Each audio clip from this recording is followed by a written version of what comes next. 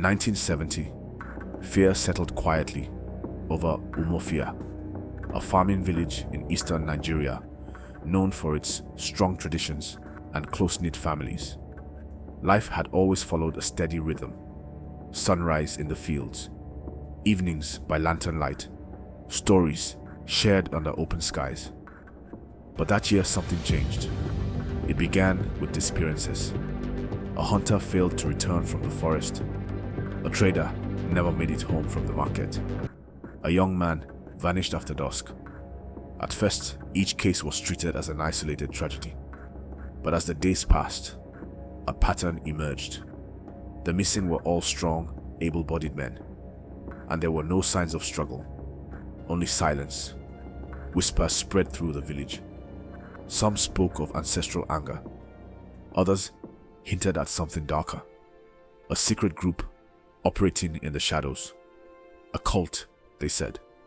One that believed sacrifices could bring protection, wealth, and power. Among those disturbed by the rumors was Chukwudi, a respected farmer and father of 4. He was practical, not easily carried away by superstition. But one evening, while clearing a portion of his farmland, his tool struck something buried beneath the soil. Curious, he dug deeper.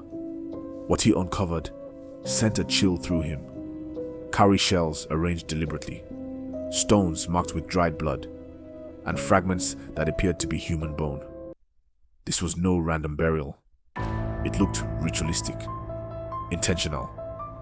When he shared his discovery, fear tightened its grip on Umuofia. Days later, tragedy struck Chukwudi's own home.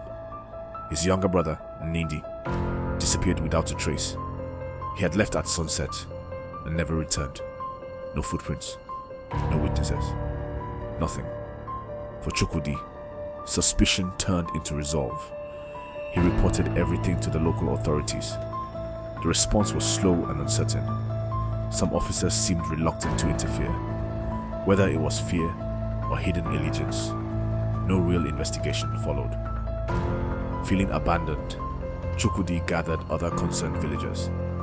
If help would not come from outside, they would protect their own community.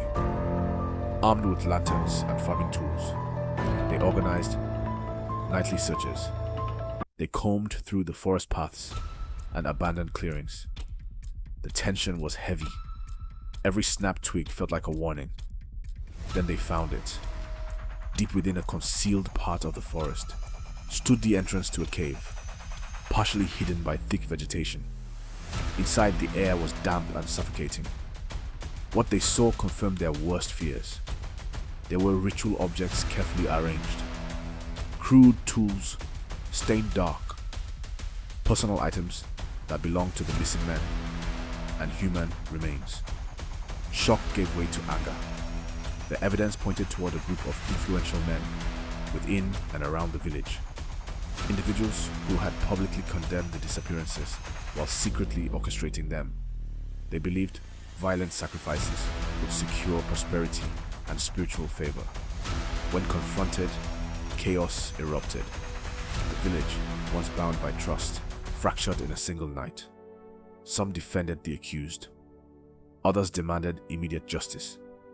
In the end, several cult members were apprehended and handed over to higher authorities. The killings stopped. The disappearances ceased. But the damage had already been done. Families mourned without closure. Neighbors questioned each other's loyalty. Children grew up with stories of that dark season, whispered around cooking fires. Umuofia survived, but it carried the memory of 1970 like a scar.